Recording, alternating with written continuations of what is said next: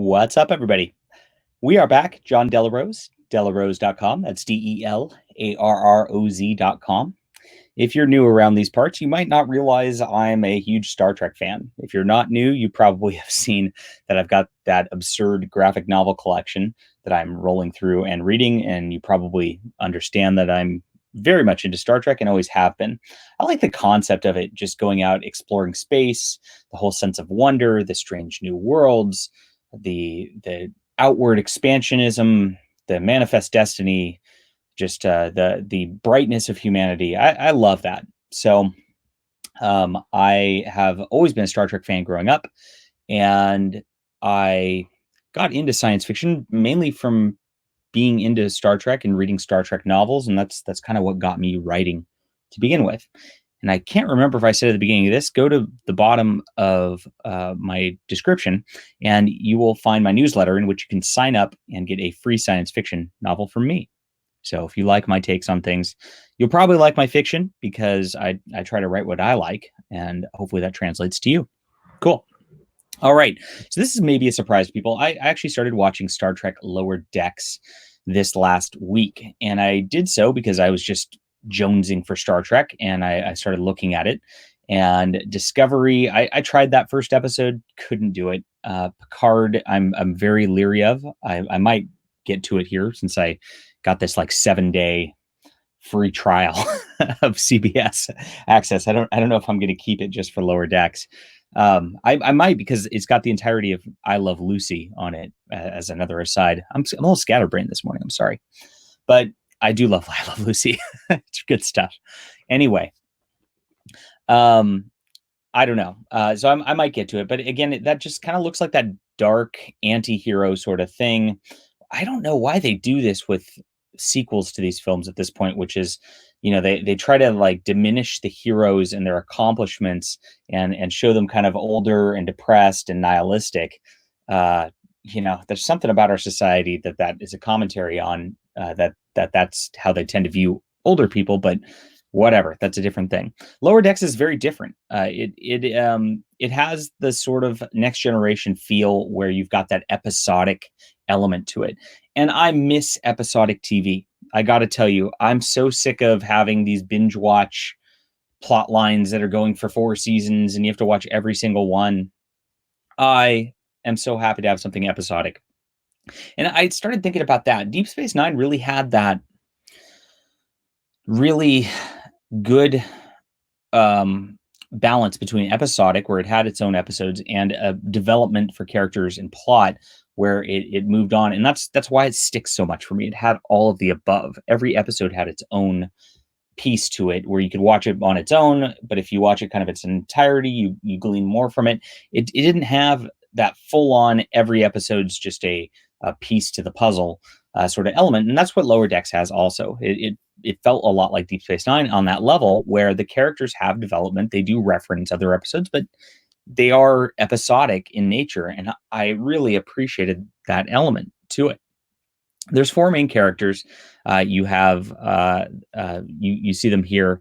Gosh, I mean, their names, I don't, Mariner is the first gal up front, the black gal.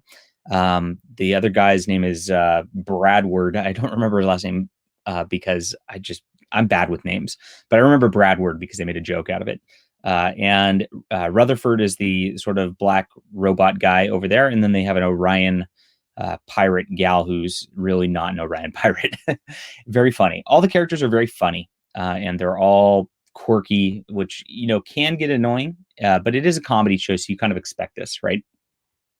So they have the whole concept of this is there's a competent bridge crew who is, up there, and these are the ensigns who are just, scrubbing the decks and running the diagnostics, and they just kind of follow orders and don't really know what's going on, and they end up having to save the day because of hijinks over the course of things every time, and it's pretty funny.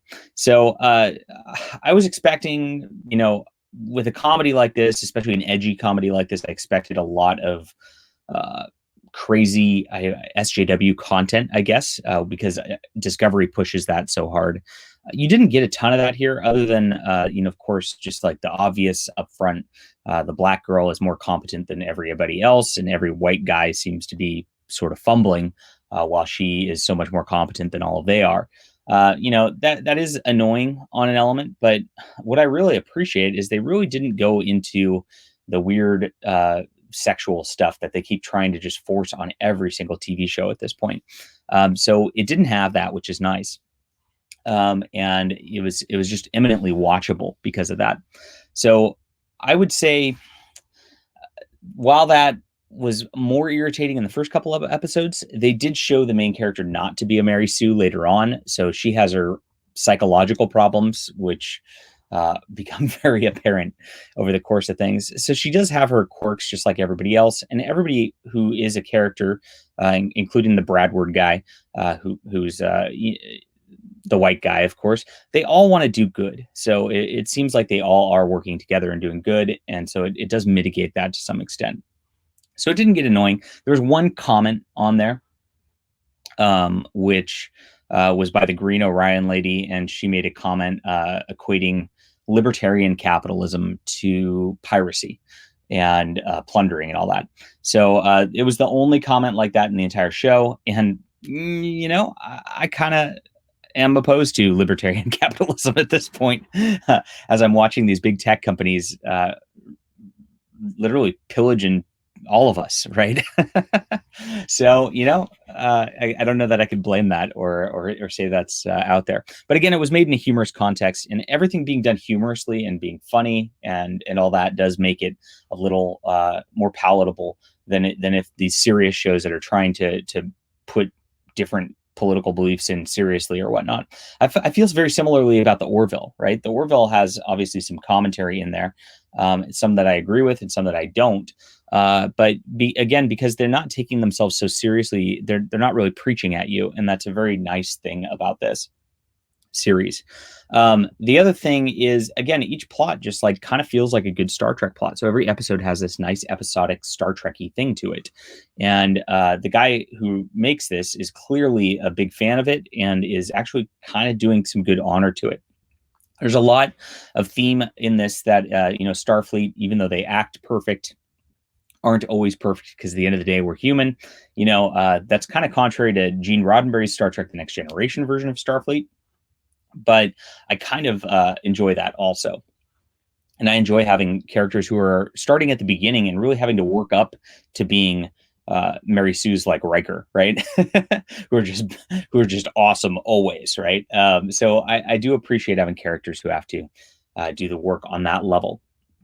All four characters really do develop. I would say the front two, the Bradward guy and Mariner, are the lead characters for this season. They say that they're going to be focusing more on the other two in the next season, so that it's more of an ensemble cast setup and not just a main character or two, which I really appreciate. Also, that also feels very much like Star Trek, and is another spot where Discovery kind of fails to be Star Trek. And of course, there's a lot of cameo appearances of Star Trek characters that you'd recognize if you're a big fan, especially from the Next Generation. They are leaning very heavy into the member berries of the Next Generation on this, which I can't say is a bad thing either. I enjoy that.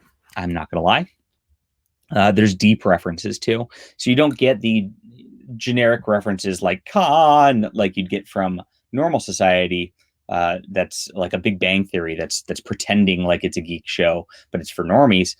This is very much a reference heavy show that if you are a deep geek, you're going to love this, which is a great thing too. Over the course of it, I'd say the first couple of episodes, I was a little wary about it because it felt like it was going to be a Mary Sue adventure sort of thing. And then it really opened up from there to the point where the characters established themselves. I actually like the characters, all of them.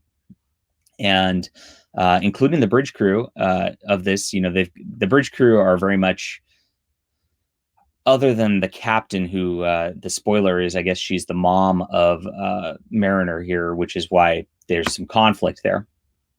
But the other characters are very much one-dimensional props for jokes, which is okay because they're not really the main characters. But they are funny and they're enjoyable. There's a cat lady doctor. There's a first officer who's just like, he's like Riker to the nth degree. So he's just a total meathead. There's a security officer who just wants to blow everything up, and he just wants to get into violence now. And I really laughed at that a lot.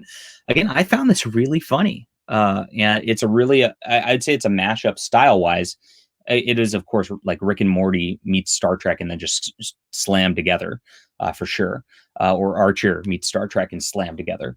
And it ended up working very well. And I think the lightheartedness serves the show rather than detracts from it. So if you take Star Trek too seriously, you might be scoff at it a little bit. But I mean, I don't personally take seriously a show about space adventurers dressing up in pajamas. So I actually found the comedic elements to work very well. The last episode was definitely the best episode. It had cameos from actual Star Trek characters from the past who are enjoyable. I'll try not to spoil. And it had a bit deep reference into Star Trek: The Next Generation as a main plot point also. And it really worked out a lot of the cool character elements, and did some unexpected things in the process. So it was fun. They did a holodeck episode too. I should mention that because the holodeck episodes get very boring in The Next Generation because every single time the holodeck goes haywire and the safeties turn off and they can't get out of it, etc. And in this one, and there's a couple different holodeck elements to it, but the main one was one where Mariner actually is using the holodeck as a psychological tool for her own therapy. And the holodeck doesn't go wrong in that one. It really, that's the episode where that character really ends up having a depth to her, which is interesting. And she has weaknesses and troubles also, which makes her interesting. So I enjoyed that. And again, there's nothing about this I didn't like. I'm very surprised that reviews are not super positive for it, to be honest. And on the other front, I've noticed that, on the social justice angle, there's a lot of angry articles from the Mary Sue crowd and the BuzzFeed crowd saying it's not going far enough. And, that kind of makes me happy too. I'm not going to lie. So it was worth watching on a 7-day free trial. There's like 10 episodes, and they're 20 minutes each or so. So you can plow through this pretty quickly. Is it worth getting CBS All Access for by itself? No, I mean, not really. All of Star Trek seems to be on CBS All Access at this point, though. So if you do want to just get Next Generation and Deep Space Nine and all that, that's obviously a good way to do so. It's also on Netflix, and of course, getting rid of Netflix seems to be the way to go now. And CBS doesn't appear to be as bad as Netflix on things, so might be an alternative on that level if you don't own the Blu-rays like I do. And I Love Lucy's on there also, so there is that. I guess this turns into a review of that, but honestly, I like this show, and I would watch season 2 of this. So surprised and pleasantly so. That's it. All right. Leave a message with what you think. Love to hear from you guys. I might get panned on this. I don't know, but I don't really care. I just give my honest opinions here. So I'll see you guys soon.